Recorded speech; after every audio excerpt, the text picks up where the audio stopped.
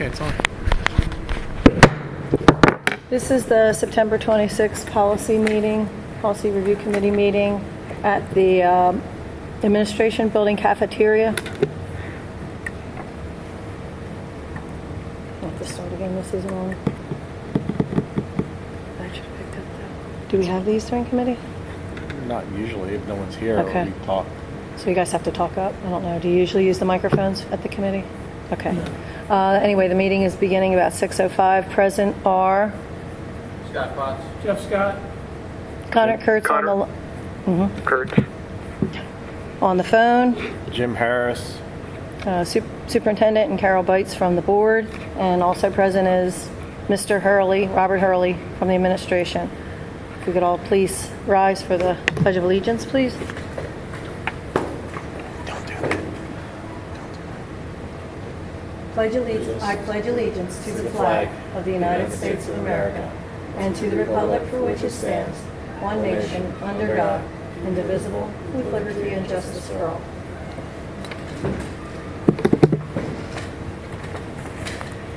Does everybody have an agenda? I don't. So let's get a couple things straight as far as the paperwork, the procedure. The committee would like to at least get the agenda printed out for them at each meeting, right? You have an agenda? Did you print your own? I didn't. I just had it on my phone. Okay, yes, we would like an agenda printed out. And what kind of handouts would you like to be given physically at the next meeting? Because has been a transition in the administration team that preps for the meetings. So this is a good time to have this discussion. As chairman, I've been getting all the documents and all the supporting links, so I was not even aware of what you all were not getting. What would you like to get? Would you like to always get the new business hard copy? Well, I think, the new business and obviously the old business we should have from the previous meeting. Yeah, that's what I routinely do. I just bring the old business with me. Often I end up with double. It makes up the last one, where we are now. Right. And then I purge my own records once those have been completely moved through committee. So may I suggest that each of the committee members do that, bring their own documentation for the old business, and that the administration should be providing us with copies of the new business each meeting. Okay? Mrs. Price, do you mind if I just request, would it be inconvenient if we were to just have like the agendas out and a list we're discussing policies A through Z? Or can we just include attached to the agenda policies A through Z? I'd prefer that system. Say that again. Whatever policies we're talking about the night of the meeting, I'd love if we could just get those attached with the agenda.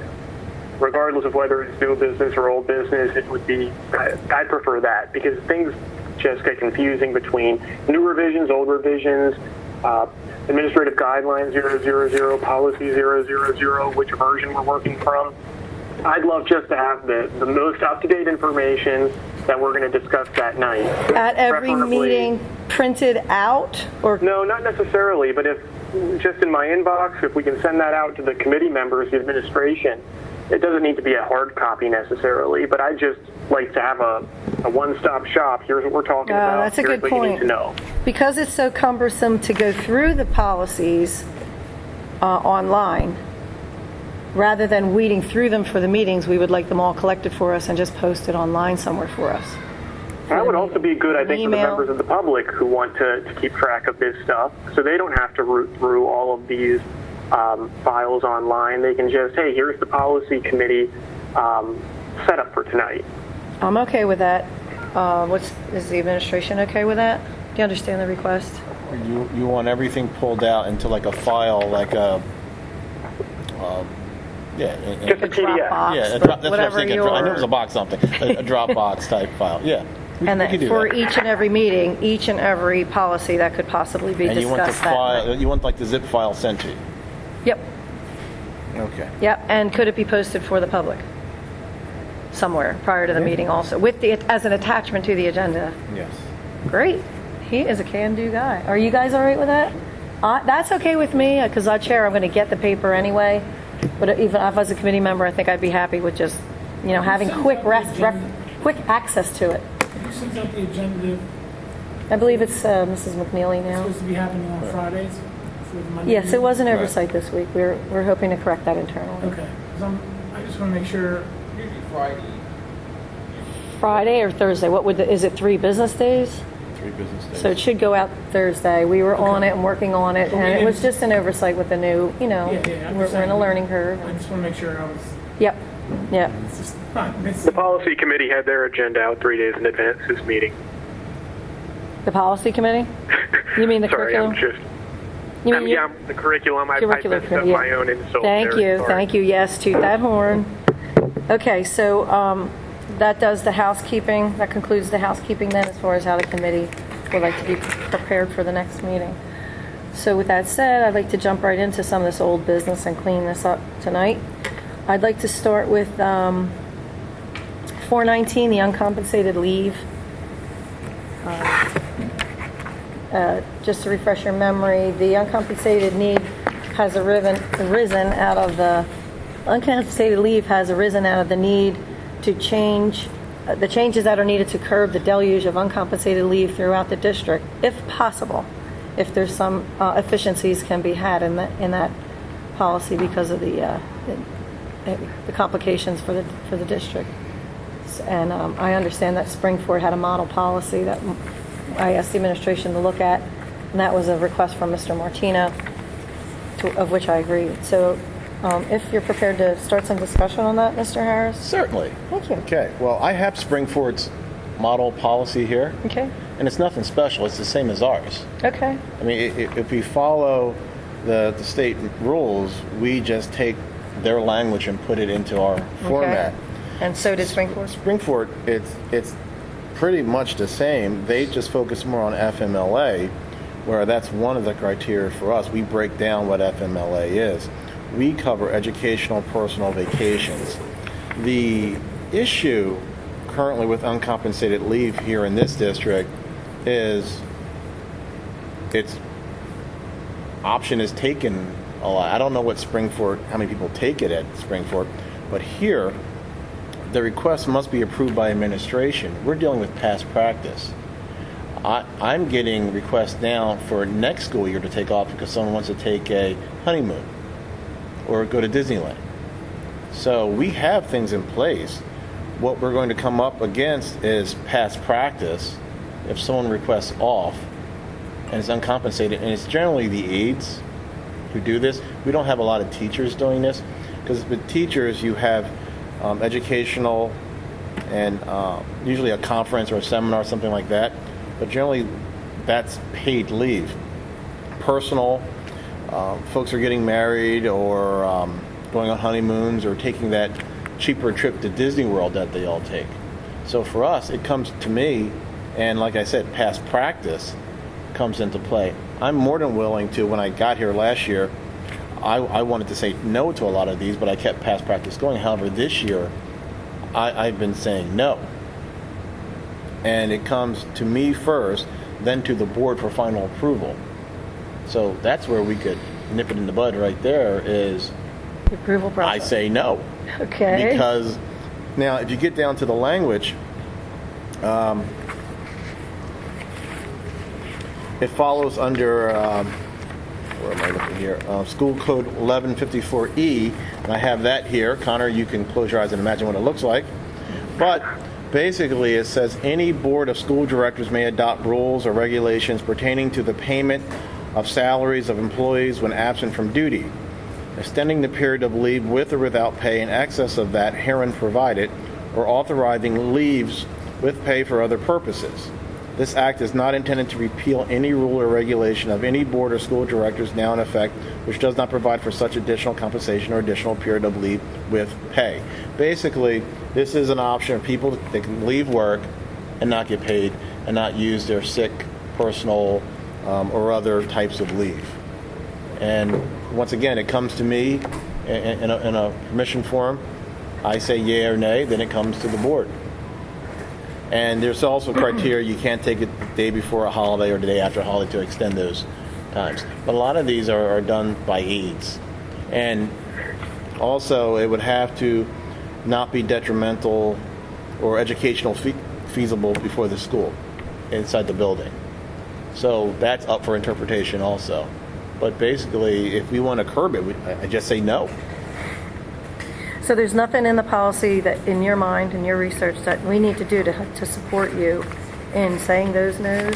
Well, we're going to come up probably against past practice, where if you let Diane at Amity take off, why aren't you letting Becky at Birdsboro take off? Well, But if you just remain consistent. Isn't it something where you just start fresh at the new year? Just That's say- what I said when I got here. I was say, hey, look, questioning. We get it. It's happened in the past, but This is the new policy for the policy? Well, not policy. It's already in. It Yeah, just I mean, hasn't been policy right enforced. No, I mean the more new procedures as. Nope, we're not even doing new applying that procedures. policy. You still have to submit the form, and it's just an automatic given. But if you don't have to do it, I we mean, just say no. vacations is on the list, but it says every 5th year, Right. and it's got to be approved. Yeah. It can't be around a holiday. So is it the recommendation of this committee then to take this to the full board and get a directive for the administration? Well, before we do that, I was wondering, what is the issue right now? Is this, I know that this has come up in previous years as being somehow staff are using a lot of time off, but if it's not detrimental to the student and it's not costing us anything more, I'm wondering, I mean, we have to pay for a substitute. Right, I think it's getting all down to the heart of the substitute shortage problem. So the issue is people are taking No. leave And- and we don't have enough substitutes to cover. Right, it's like a statewide okay. shortage. Well, isn't a it? lot of these are the aides, though, not the teachers. I don't get many from teachers. I get them from aides. How did the plans differ in terms of time off? Well, no, Do the aides not have paid time off, or not as much, but the teachers are assigned classes and aides. Okay, to be honest, how do I say this nicely? For the aides, this is probably not their primary source of income. So they're generally if the aides are women, their husband is their primary source of income, so they're going off their husband's vacation time. And since this is not their primary source of income, this is not their primary concern to come to work every day. So they could take an unpaid leave. Not many of us could take a 3 or 4 days unpaid leave. They're doing something, and there's another primary source of income. So we're not. so I the just want to priority. make sure is this an issue? Really, is what I'm getting at now? It's Because I know sorry. it's only an issue if we let it become an issue. Where if I say no, then it's no. You feel Well, my it's an issue? recommendation would be, instead of really doing anything with the policy, just for Jim to do what he said and clamp down when he feels he needs to. What's going to happen, probably there'll be a grievance for past practice, but we can right or wrong. But just because something's been done incorrectly for a number of years doesn't mean we have to continue doing it. So the moment... Well, yeah, let's cross the bridge on all that stuff when it happens. But, yeah, we're not clamping down capriciously or anything. It's just if you don't see an issue in how things are going forward, then there's no need to clamp down or anything. It's just do what makes sense. I mean, so far for the last 3 weeks of school, there's been 0 requests.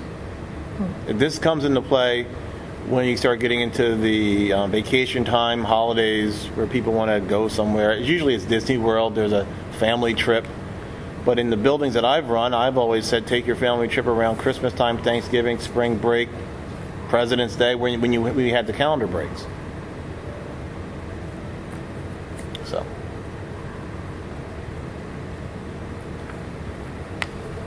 Anything else?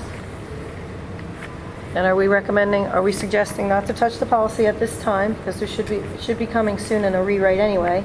Some of the language I don't like in the policy, at the end it says the request must be approved by the administration as educationally feasible, when we just said they could take personal. I found the policy kind of contradicted itself, but I'm okay with not touching the policy at this time since the rewrites are all coming from PASBA. And then plus passing it along to the full board for discussion as far as a directive for Jim. Ready for January? Say that again, please. We're going to have it for review and then... I have no idea when it's coming.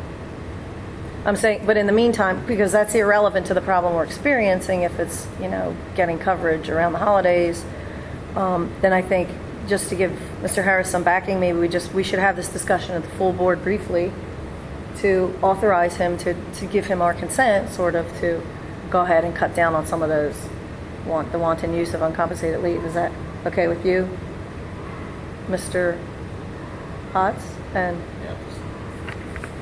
Yeah. Mr. Yes. Wolf has joined us, and he's nodding too. So, you have anything else to add to that, Mr. Wolf? The only thing I would say is it's better to prepare than react, plan than react. Sometimes denying somebody something and they're just going to take off anyway, then you wind up having to react and get aside. It's a slippery slope, no matter how you deal with it. Meaning that they could end up calling in sick anyway? Well, that's with any time someone takes a vacation or asks for a day off, they could take a sick Right. time. But anything over 3 days, it requires a doctor's note that anybody can Right. get these days. But along with that, under the guidelines, it takes it one step further, where it says all requests must be approved by the administration as educationally feasible and not detrimental to the operation of the day-to-day program. The district reserves the right to extend the maximum period of uncompensated leave for extreme emergencies or unusual circumstances. When we get to the not detrimental to the operation of the day-to-day programming, that's where we have It's a cap. right there. So if there's a one-to-one aid, or it interferes with whatever's happening that day in the building, it can be denied. I think the concern that Mr. Wolf brought up, though, is interesting, because he's saying at least if they're applying for it, we get the heads up that they're going to be taking it, as opposed to the surprise call. Well, no, I always get a written form requesting off and the reason why.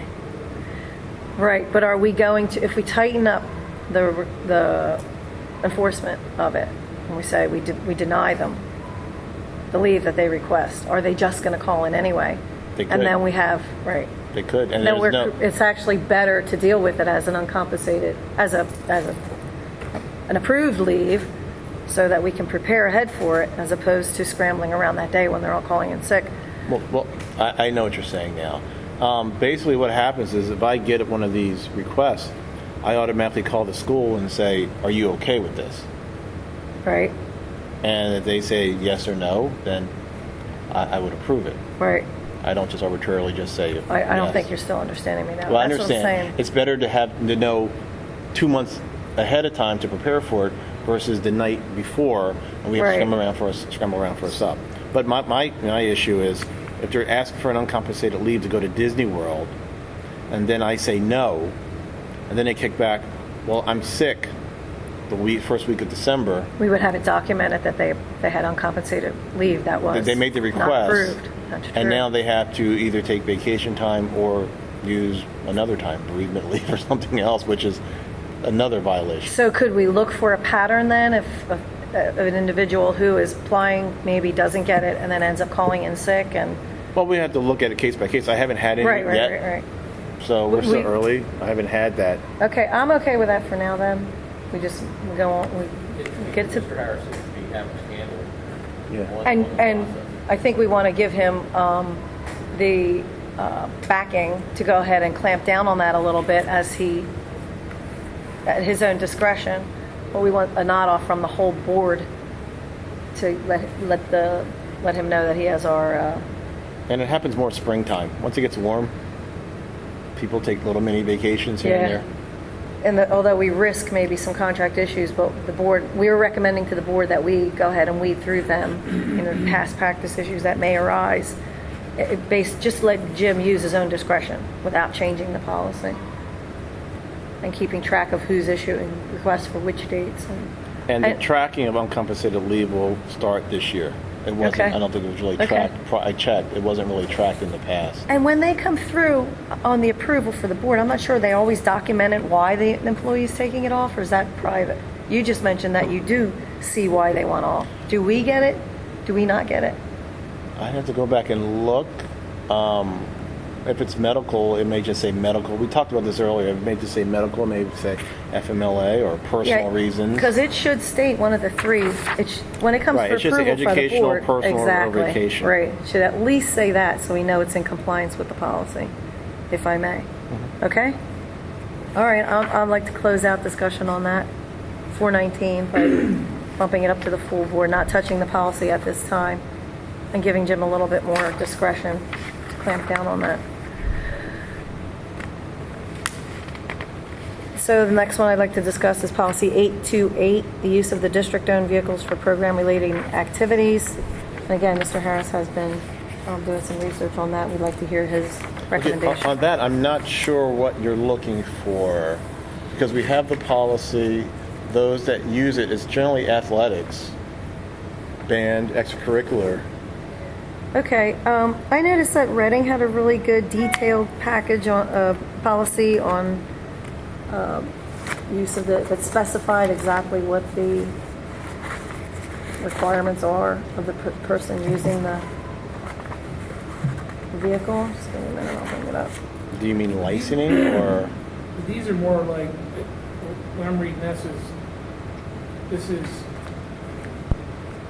you know, an occasion where I need to use a vehicle. I have to follow this policy. See, we're not so large where we have like a motor pool fleet. We have the same people. I mean, band, athletics, cheerleading, small van usage. We don't have that motor pool sign out the vehicle. The only one we had was really Casey that came up where he had a vehicle assigned to him and bringing it here and trading out. That was the only one. I mean, I don't use a vehicle. None of the principals or administrators. I think we're talking about the vans Yeah, that we're the talking teams are vans, using, the teams. sports. We're not talking They were about, being- yeah, go They ahead. were being returned without fuel, with mechanical issues, with, garbage in the vans. Basically, it was coaches disrespecting the next person who got in the vehicle. And, you have a coach that the first thing they could do, because they can't carry students apparently to a gas station. Right, you can't get fuel at the gas So station. they would have to leave school, drive down to the center of town, fill up, come back, get the kids. And sometimes those schedules of when they were planning to leave the school and get to wherever their event is was timed, pretty well, and that created a lot of heartache. We had that problem in the music side where we got in the van consecutive weeks, and the fuel tank was almost on E. Well, we used one of the pickups with the van trailer this weekend. It was great. It was hooked up to the truck. It was ready to go. Gas gauge only. Yep. So, Okay. 828 under guidelines, effective October 27, 2008. I guess the question is that guideline being followed? Because it pretty much spells out the vehicle shall be signed in and out through the athletic director's office. The itinerary for the vehicle shall be on file. Mileage as shown at the beginning and end of each use shall be recorded on a form provided by the appropriate office. Prior to trip departure, vehicle users are responsible for visual inspection of the vehicle to determine whether any irregularities exist. Any irregularities which interfere with the safe operation of the vehicle must be corrected prior to use. In addition, vehicle users shall check for and report to their immediate supervisor any damages or irregularities occurring during use. The vehicle shall be left in a clean condition inside when it is returned. Vehicles shall not be taken home or used in any manner for personal convenience or personal business of the driver or of any person without prior approval by the athletic director, yada, yada, yada. It sounds like a lot of things are covered in this that we were looking for, except maybe the definition of clean. So have you seen that that guideline? I saw it. I mean, a policy versus the guideline. That's really George, who's overseeing the vehicles, in Casey. We could put something together, a guideline that will say these vehicles must be refueled to either full to the limit where you received it or full before returned. It's a matter of management. And Okay. it depends on when when you take your vehicles out for a band, how do you sign them out somewhere? Does someone check it out? Do you know when the oil was changed? I would hope that Matt Wolf has signed that out with George for the destination. And obviously, we have that paper that I submitted that has the destination as the driver. We have their copy of the driver's license and insurance for that individual. But there's no one that you don't know you wouldn't know when the last maintenance was done on the vehicle, how the brakes work, the oil change. So that's under Casey, and George should be working together on that to make sure that the vehicles are maintained. And some point during the day, these have to be preventive maintenance on them. I don't think it was the maintenance side so much, because, I mean, even before that, I think, Scott, you could weigh in on too. I mean, they were well maintained when Casey got here. I mean, we spent a lot of money fixing problems both of the vans had and some other vehicles, trying to get them up to snuff. I think they had transmission issues. That wasn't really a question of maintaining them. It was, someone left the windshield washer fluid empty. Well, that's not really a maintenance thing necessarily, unless you get to tell somebody. I can't tell you how many times we went and bought like a gallon of, windshield washer fluid just to get to a competition that we had. Something like that. The It's air not pressure was never an necessary, issue. Yeah, the air pressure was never an issue, but, we got the vans back and they had a big scuff down the side of it that nobody fessed up to who did it. So if this policy was being followed, though, some of those things are covered in here that I they think were George is supposed to be doing a better, reported.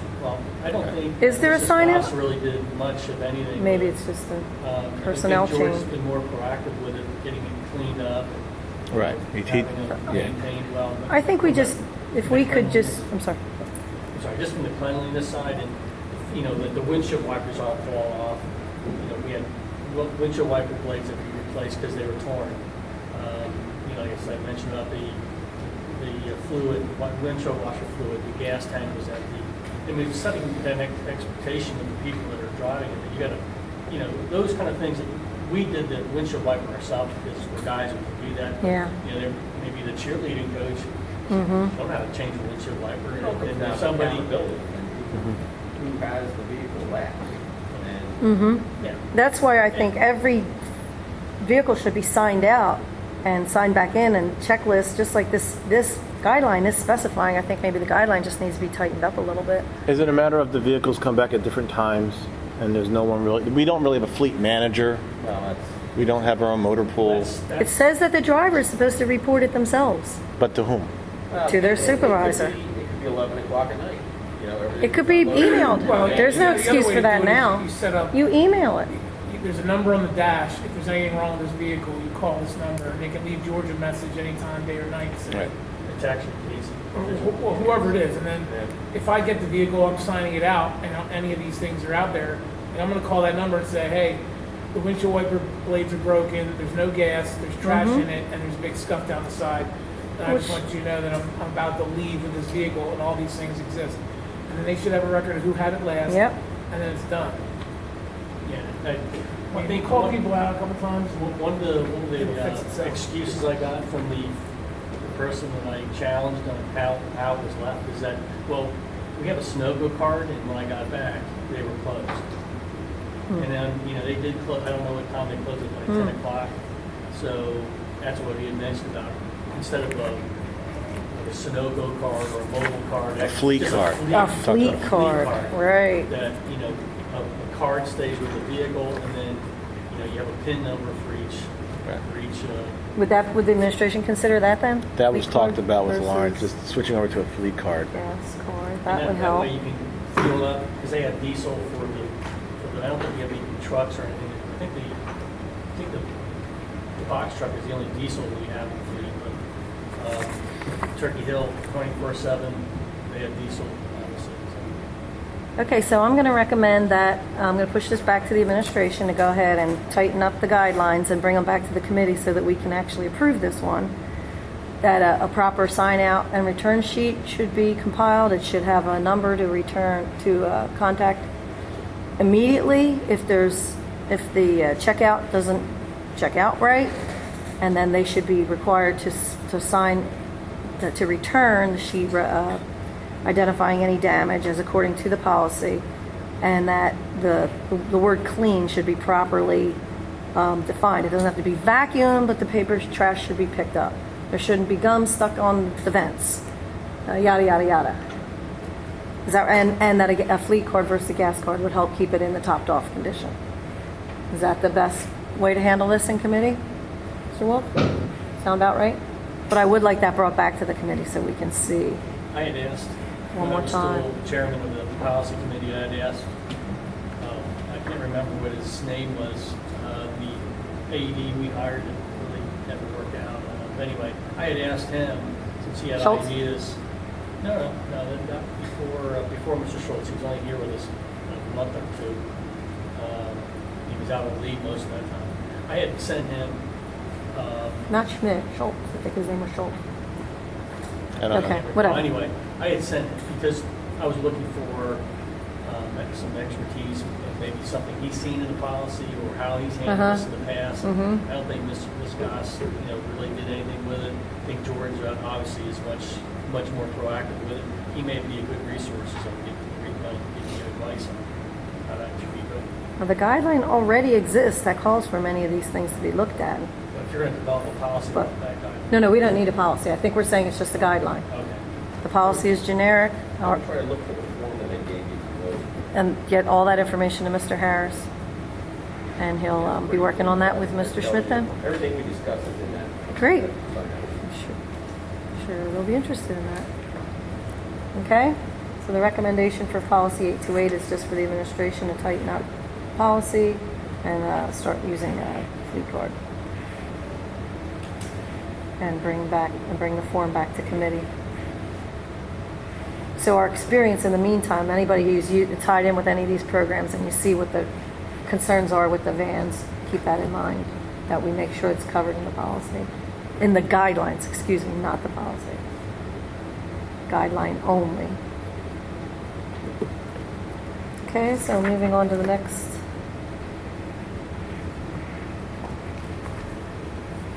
Item number 113.4.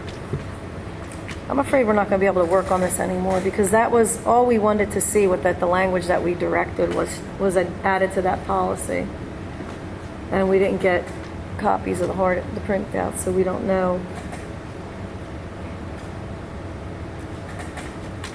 And we were also supposed to be discussing the penalties in 123.1 and 123.2. Those cannot be moved to first reading, by the way, because we specified some changes on those in committee. The concussion management, We specified that the penalties for a coach putting a kid back in a game. Now we add concussion. Yeah. Remember, we changed it from 1 to 2 offenses, and then they were banned. yeah. But I asked that to come back to policy so that we could see that the changes were written the way we wanted them, and we didn't get that. So we're going to have to just pull that from first reading. Is that for you, Mr. Wolfman? Will you be able to make an agenda edit on those too? If you're telling me. Yes, now, I'm telling you They're on to. the agenda for tonight. Okay, they need to be pulled. That was an oversight. And reviewed in committee. Unless you want us to review them if you can get hard copies of it. Because we don't have a portal. I can't look at them right now. The board has no way of looking at the new policy. The procedure has always been that we get the hard copy printed out from the PASPA policies, board docs, Right. and I didn't get any today. So I can't read them to you and I can't tell you how they exist. I don't have a portal. I'm in a bind, okay? So if I could just read them, if somebody could read them to me, do you have access? I don't have access. I can check my notes. I know what they're supposed to say, and I know what we decided on, but we certainly can't approve it tonight without making sure that the change was made. So those are the only other two that I was prepared to discuss tonight. I'm hoping to get. Have we had any movement on 113.4? Actually, I don't remember what that was either. Tutoring. Again, we're not getting, if we don't get the hard copies, we don't know what we're supposed to be looking at.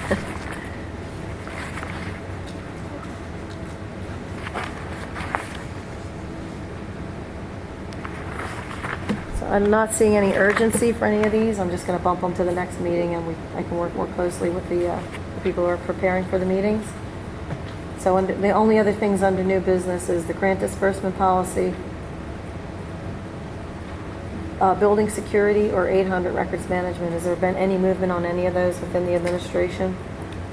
Records management, there's a meeting scheduled with Matt and myself. I don't know if you're on it or not. The policy chairman is supposed to be on it, Right. according to the policy. That's what I thought. I'm not sure if Okay. anyone else is. Meeting scheduled for when?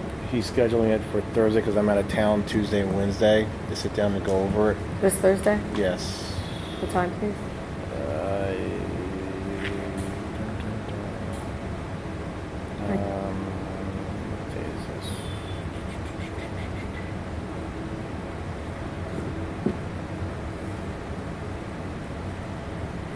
Is there any way that we can give me a little more notice on that?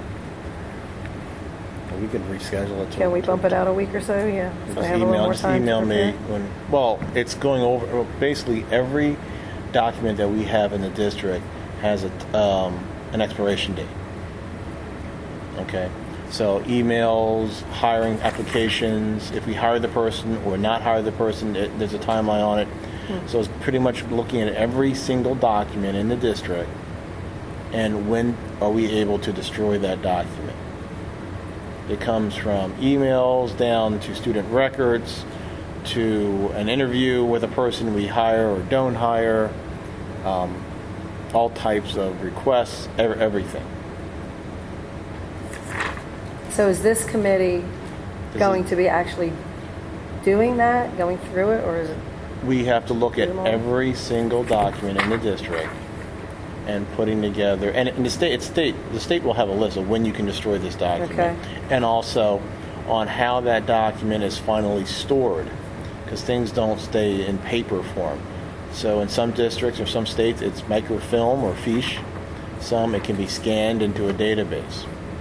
Most are allowing scanning it into a database. And what you normally would do is, if it's scannable, Scott and I talked about this, you take the new students that are coming in, you start scanning their documents, and you have a group that's scanning so far back, let's say 20 years back, and you kind of meet in the middle at some point. And anything outside of that expiration date can be hard fought or destroyed. So you want to start, and it is scanning in the state. Basically, all. Well, it's not just could be destroyed; it must be destroyed. Well, I don't know if it must be. I just know you don't want to keep. It costs money to store things, so after a certain point, you can't destroy it.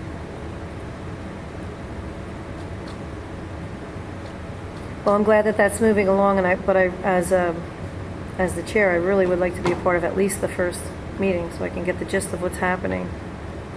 But really, it's just looking at our process of bringing in students, and if we're going to scan what the process is to start the incoming students, and then the back end. We have a back end I'm very interested in looking at. I know there's a whole room downstairs with all kinds of stuff in paper boxes, and I'd like to know and understand the scope of the project. And this is generally a huge undertaking.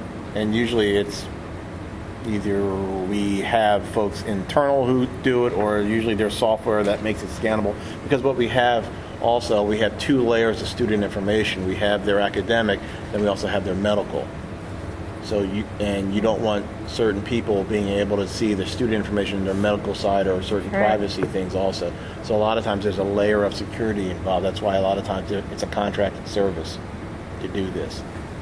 Because they'll put passwords and things in place that will keep people from seeing certain things that they should not see. My understanding of the policy that this committee is only supposed to govern the administrative procedures, not to actually to do it. Criteria, we set the criteria, we set the systems, we put preservation measures in place, we data map, flow chart the sources, we set the records retention schedule.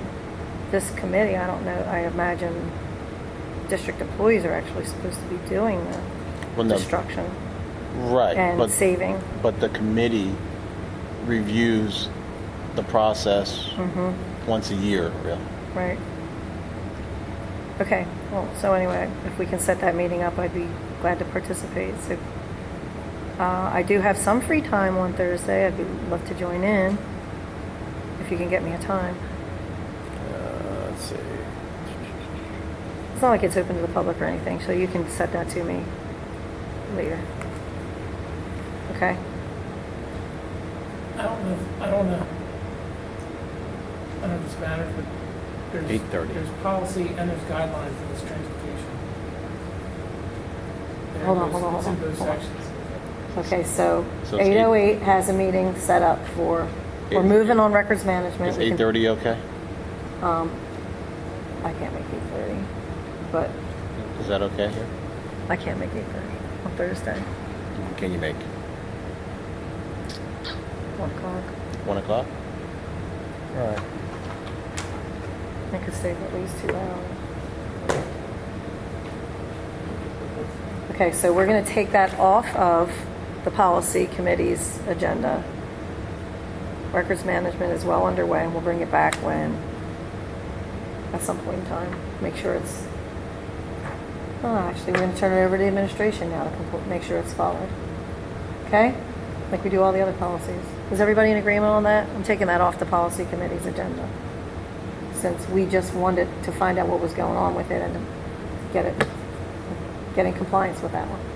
Just Bites, you had mentioned the policies you were, that you didn't feel that we should review tonight for the voting meeting. Yes. Did you express to someone at the administration that you had policies to be voted on tonight? Because I didn't have any listed under policy. Should we talk about that later? No, I just. I can read you my just for email. the record, there's no edits to make since there was no policies listed on tonight's agenda. Oh, there are none on tonight's So, agenda? no. Okay. So, yeah, we can talk about it later. But Okay. just for the record, we're not. Okay, it says they're going to be added to the 1010 Committee of the Whole. Okay? Oh, is that what you wanted cleared? Okay. I stand corrected. So we're good. Now, coming back to the transportation policy, Mr. 827 and 828 are showing under guidelines and under policy. Right.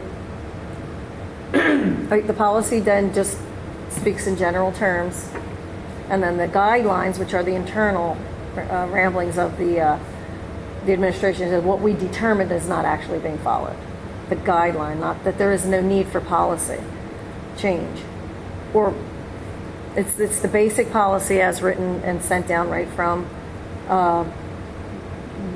PASBA, I guess originally, or whatever.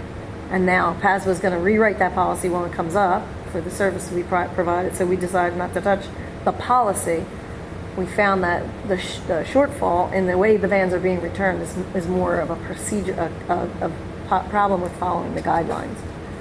So that's why we're directing the administration tonight to make sure the guidelines are being followed, basically, because we're not sure. We know there has been some improvement, so we think with the new AD, this might not even be a problem anymore. The new AD may have a handle on it. But the best thing that we're saying is the word clean should be defined. The guideline might be sufficient, but clean is a vague term in my mind. How exactly do we want them to return these vans? And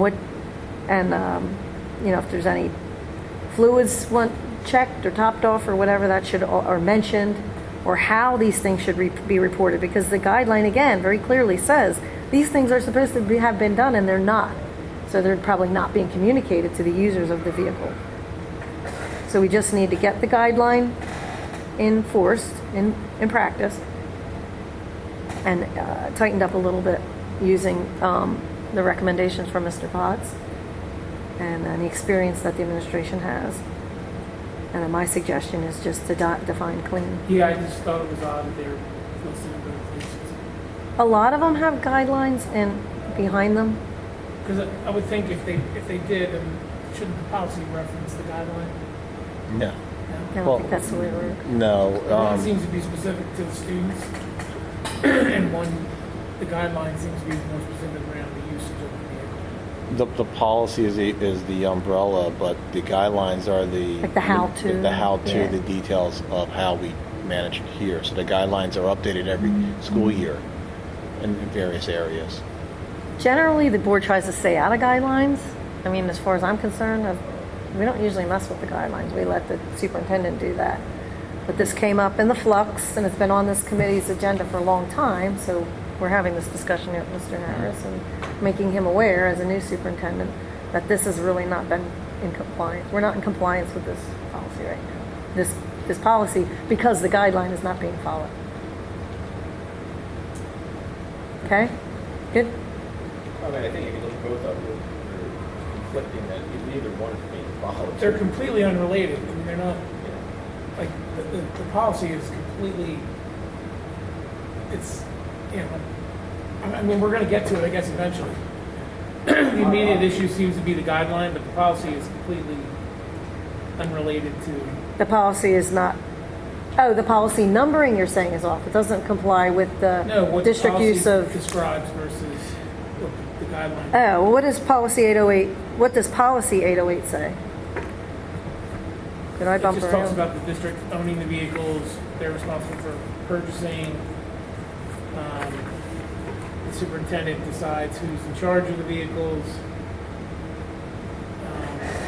Yeah, then there's safe driving practices, like, you know, basically the administration's responsible for articulating those things.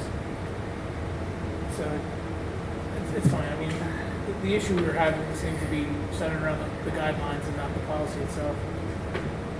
And we'll get to those. They're supposed to all be rewritten, right? They're all supposed to be freshened up. I wouldn't want us to put effort into it right now unless it's, because it's the general transportation policy. So 808 is transportation policy. No, 828 is the use Or yeah, of what am I district- saying? 808. 820. And what's the name of the 828? Are you Use saying? of district-owned vehicles. Okay, so they're both use of district-owned vehicles. Yeah. I thought you were saying that the nomenclature was off, the naming, Right. numbering was off. Didn't mean to derail us. Okay, but that's okay. I mean, are you comfortable with the plan of Yeah, I mean, what we action talked for about right now? is good, yes. Okay. All right, so we're gonna keep 828 as described earlier.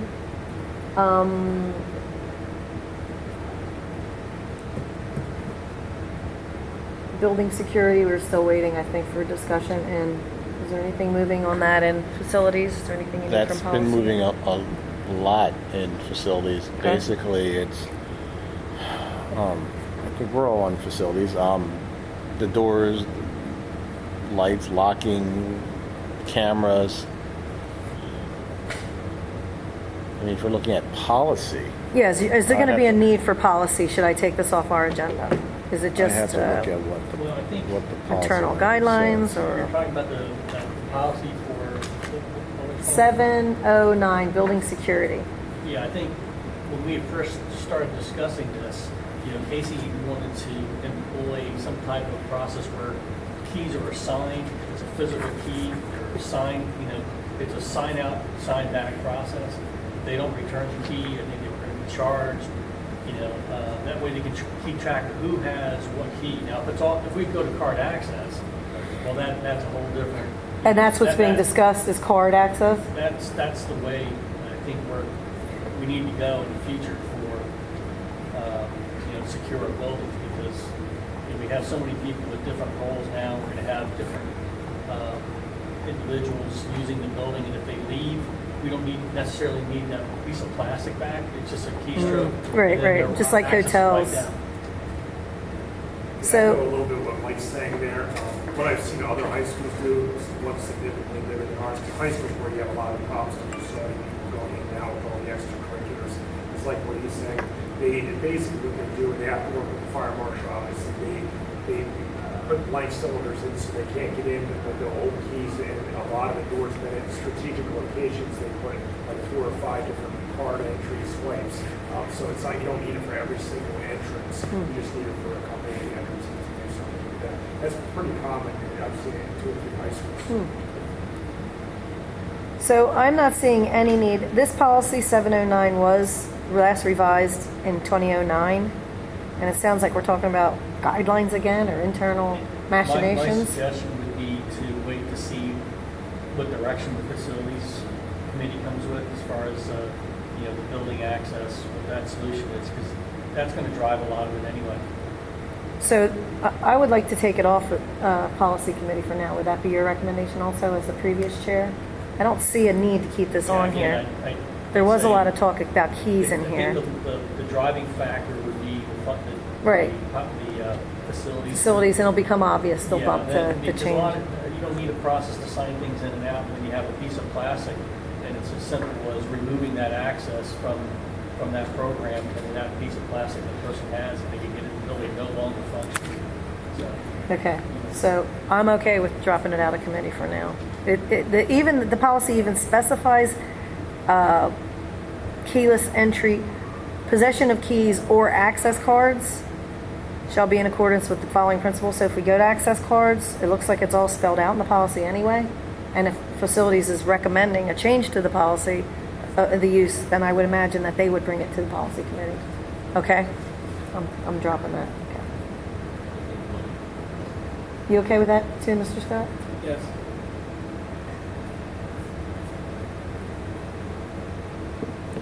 Okay, so this is gonna, unless you have anything else, anything anybody else wants to discuss, I'm concluding the policy committee tonight.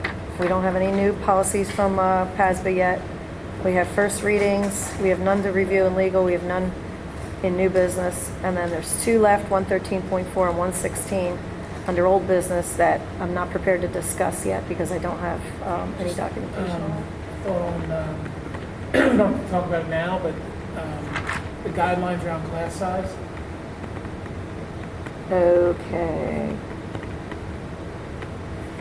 And I'm thinking more specifically, not around the numbers, but the execution. You know, like, we need to have dates, some type of timeline established where, hey, look, That you know, is- the administration owes us a first look at classes by whatever date. When do you normally have that, Mr. Curley? When you start putting numbers together? I mean, obviously, we transition from, say, 3rd to 4th grade for the beginning, say, of next year. We start looking at class sizes, and look at, like, start preliminary looking at it, like late springish, you know, you start Yeah. looking at those types of things. It's not finalized, I mean, obviously, when you talk about like high school master scheduling and middle school master scheduling, that's a massive project that goes on, for the month of July, a lot of that kind of stuff's going on, that type of stuff. In terms of the elementary, which is, I think, where you guys are focusing on, we need to make sure that, like, one of the dates you have to look at is the parents who usually want to know by mid-August, when you send letters out, like, like supplies, things like that, for their homes. Once you get past that date where the letters go out, it starts to bring disruptions. If you say, send out a letter saying, you know, Mrs. Smith for class, and Right. you're changing the child's homeroom to Mrs. Jones, that starts to get problematic after mid-August. Because you start breaking your home. It can be done. Well, that's when- By mid-August, yeah, The further along you should go, be. everything gets messy if you start changing it, you know, by, like I said, mid-August, when you start talking about elementary class sizes. I think what you're talking about, though, we look at the assumption. So say we're looking at 3rd grade. The assumption is that the second graders that are rising in the third, that's their 3rd grade class. Is that what We're you're saying? talking about guidelines, so I guess the point is if we're sitting in June and we already know that our enrollment has us up against the class size for a grade, like, we need to make an adjustment, right? And so, you know, is there what's a reasonable number of checkpoints? Like, you know, June, end of July, you know, Mr. Hurley mentions a cutoff where, like, ideally we have a final answer, and then this year we ran up against, like, basically the first week of school we're sending emails around what can we do to fix 4th grade. And I'm just, I do again, think- I don't know, I'm not asking to approve anything, Right. or, you know, I just, like, I'll wait So- till last minute. let's, I'm going to suggest that the administration takes a look at that policy or guidelines and sends a recommendation to us. Bring it to the committee to tell us how you want that policy, those guidelines revised. Because I think you actually were the one who suggested When it. you treat them as guidelines, that's what they are. That's what they are. And that's the trick. Yeah, they are guidelines specified in the policy, right? no, but the guideline could be, Isn't it? you know, if we're, like, Talking about date, I think you're talking about dates. And you're just talking as an about example, dates. 4th grade Dates. wasn't tight with staffing only the last week of only the last week of August. Like, we didn't add 40 kids, you know, the last week of August. No, and I think that was just the Yeah. exception this year because the Birdsboro kids, the families took up that Well, offer late, They- wasn't it? They've given this in To May move. with a recommendation for the elementary, what they recommended for the staff. Yeah. Now, And We have agreed been doing to it, keep yeah. 3 teachers. AEC, administration recommended 5. Finance, 4. We kept it. Well, no, I have that here 4, which means we gave up 1 teacher in 4th grade. Well, maybe, but that's, see, and I'll say, okay, all I know is we were supposed to take 3 heads out, we didn't. And clearly there was a surplus in the 2nd grade. Well, we kept 4 classes, what the administration recommended at MAC for 6 teachers in 1st grade, AEC for 3rd grade at 11, and AEC for 5th grade 6, and BEC for 5th spot. Yeah, and I guess I don't want to get into But the, anyway, that's. I don't want to get into us dictating That was the out class there, so sizes, we like, sort of- and doing Jim's team's job. I'm just saying, all I'm asking for, and if no one agrees, if no one agrees with me, then we can cut it. Well, I think Jeff brings up a bigger issue necessarily than the individual and the class size issue. We have policy and we have administrative guidelines. And the way that I see the policy is it's binding. So when we're talking about these class size recommendations, they're in the policy and they're listed as a recommendation in the policy, and that's where all this confusion at least seems to come from. The guidelines are up to the administration and it's all internal. So I'm questioning the wisdom of having these recommendations. Like, it's in this equilibrium, this limbo, almost not equilibrium, a limbo between this is what the board wants and also go do what you need to do and disregard these recommendations. So I don't know. It just seems like we should either, in the policy, say something that's we're going to stick to it no matter what, or rather take it out and let the administration come up with something in the administrative guidelines that suits their needs. Yeah, I mean, the only thing I'm proposing to add is just a timeline, the decision-making timeline, and an awareness timeline. Like, when do we see the numbers? It could be as simple as an email. Here's where we're at, and that's it. The only place where, and Rob, correct me if I'm wrong, K through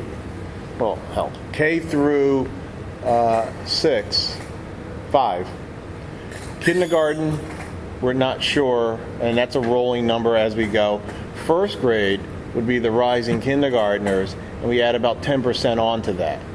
Other than that, it's our students who are already here rising, and then we start looking at class size with current staffing.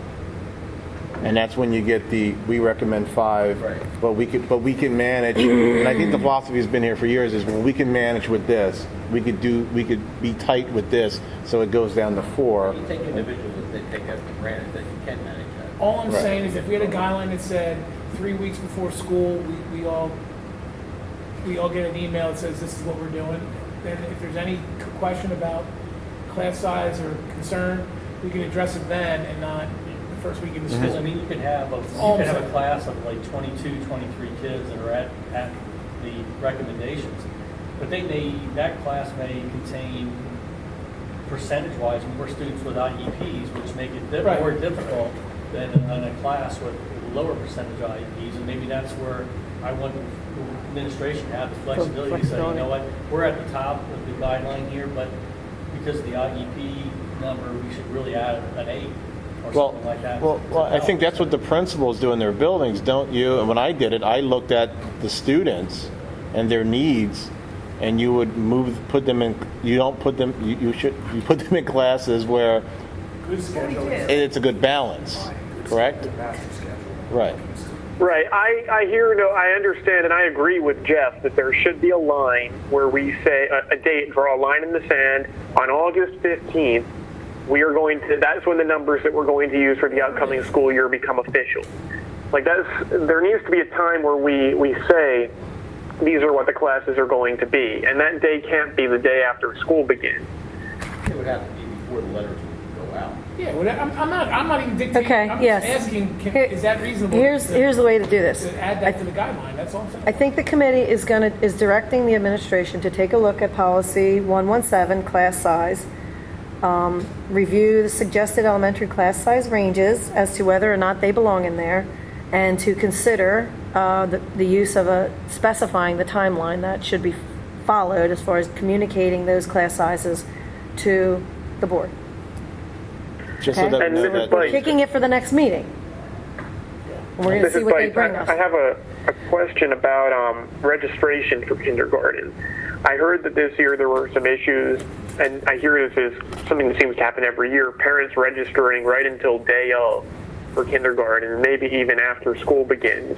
What flexibility do we have in order to say, well, if you don't register by X date, then you're going to have to wait until next year? No, No, we don't. We have no flexibility there. We We're don't- required by law to admit them Okay. No, Thank you. because people move in and out of the district not on a school calendar.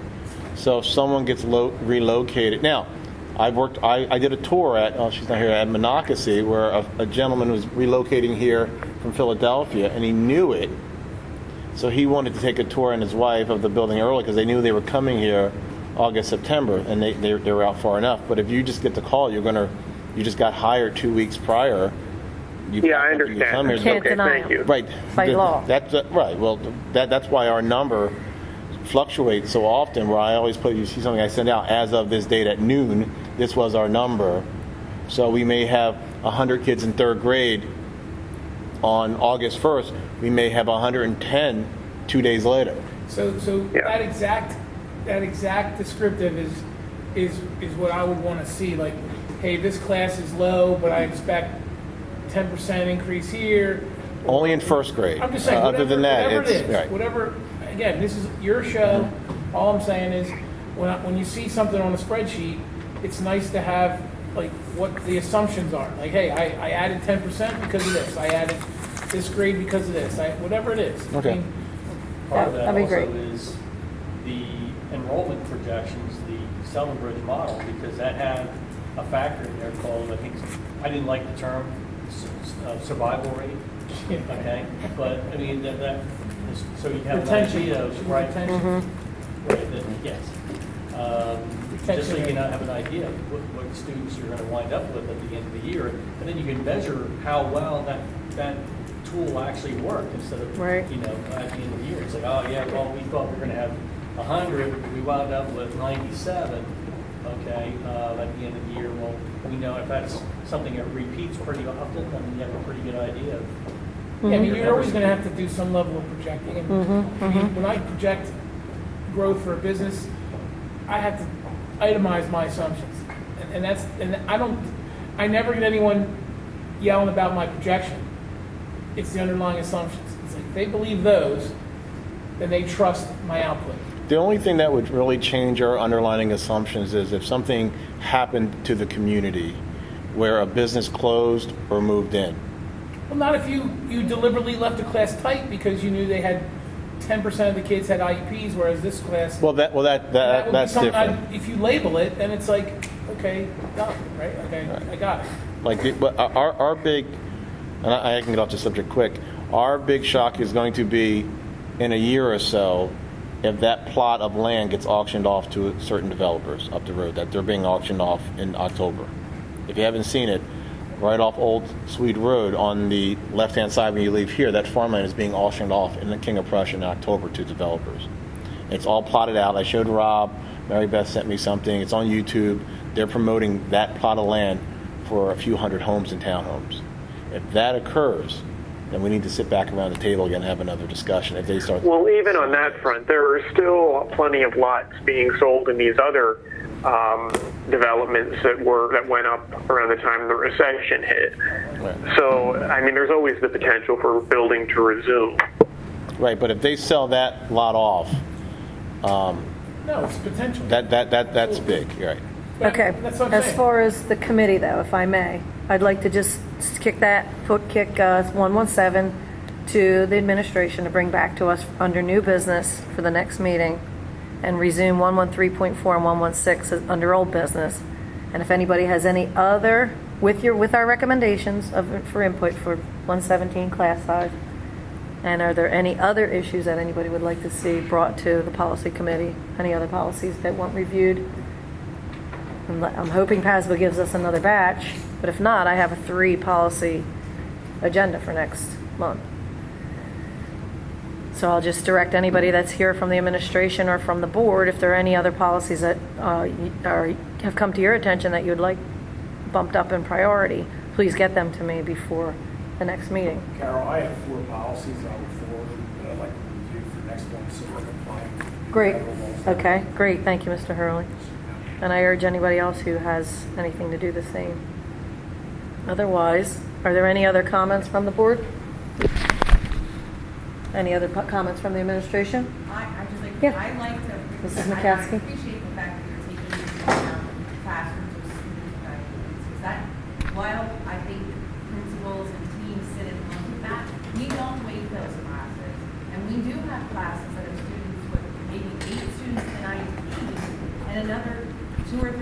that have 0, because we're not going to place students in classrooms that's not good for kids. So you have this fantastic teacher at a grade level, and she has 8 students, challenging students with IEPs, but we keep the class numbers even. So they're like, whoa, wait a minute, I have like triple the work than everybody else. So I really do think that, and I appreciate that you brought that up, that we do weight those classrooms and kind of close them. But that's what I'm saying, though, if we knew that, like, if we Right. see a class that's heavy and one that's light, we're not gonna question it if it's. Right, if the The rationale rationales are is present. specified, yeah. Right. But we because- haven't done that in the past, and I appreciate you saying that. Right, that's why I was asking if we could extend that range, because currently you're looking at, the range isn't long enough if you add, and I always say this backwards, if you add a teacher, you're too low. If you take away a teacher, you're too high. What I would like to do is extend that guideline range to say, okay, it's down between 20 or 18 and 26, not 24 to 26 or 23 and 26. That way, as Shelley's saying, that we could be on the low end, but because there's a higher need in that classroom, it's acceptable. Right now, we would be out of guideline, AKA policy. So I Yep. appreciate that. Okay, yeah. So we'll wait for the administration's recommendation on that. I think we all have the same, we're saying the same thing. I think we're all saying the same thing. We want to plan instead of react. And Yep. I think this year, we kind of reacted to what the plan back at the beginning or in the beginning of August, say, hey, this is what's happening, okay, this is what we're going to do. Right. Okay, so we good then? I'm going to adjourn the policy committee at 7:12.